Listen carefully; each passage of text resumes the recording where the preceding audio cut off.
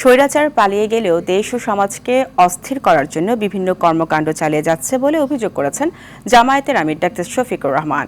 সকালে খুলনার ডুমুরিয়া উপজেলার 18 মাইল মোড়ে অনুষ্ঠিত জামায়াতের পথসভায় তিনি এসব কথা বলেন। এ সময় তিনি আরও বলেন, বিগত সরকার দেশকে না সাজিয়ে নিজেদেরকে সাজিয়েছে। এছাড়া দেশের মানুষের হাতে কাজ তুলে দেওয়ার পরিবর্তে মানুষের রিজিক তুলে নিয়েছে বলেও অভিযোগ করেন জামায়াতে আমির।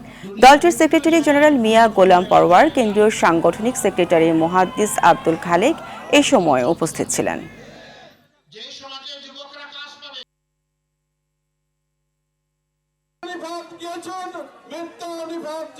দুর্নীতিবাদের দখলদারের অস্তিত্ব থাকবে না।